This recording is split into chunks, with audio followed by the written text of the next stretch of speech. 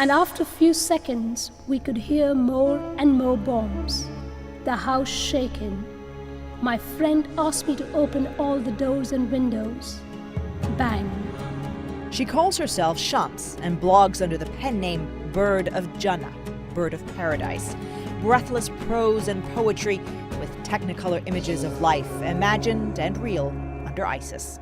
After a few minutes, I flipped my niqab. He looked at me. Our eyes catch each other's. I had palpitation that is faster than the speed of light. Hers is a romance. Idealistic young woman travels to Syria. She finds faith, sisterhood, the man of her dreams, Abu Bara, a Moroccan fighter, and now a son.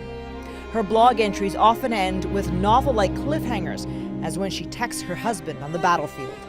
Promise me you will wait until our baby's birth. Promise me that you will stay alive.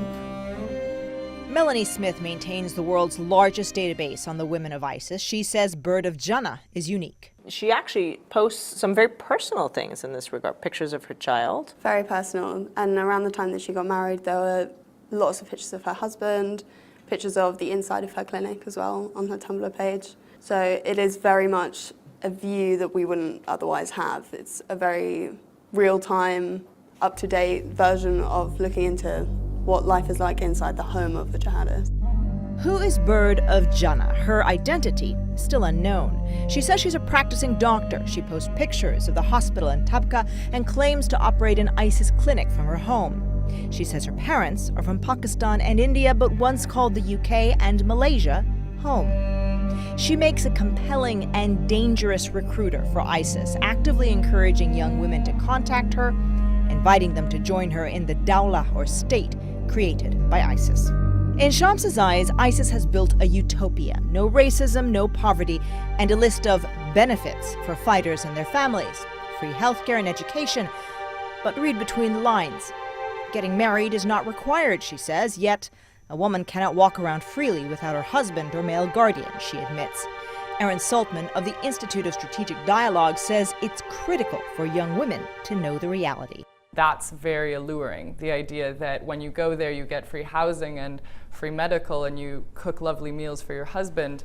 That's the propaganda. Obviously the reality is very different. Electricity is scarce, hot water is scarce. You are waking up in the middle of the night hearing planes overhead, reaching for a suicide belt, not knowing if you're going to be infiltrated and killed. You are in a war zone, and actually the realities of the day-to-day life really disprove this utopian idea. I came here alone and broken. You raised my status as a woman. Shams's flowery words mask the brutal reality of being a wife and mother in a war zone. Bird of Jannah, it seems, lives in a paradise of her own mind. Latika Schubert, CNN, London.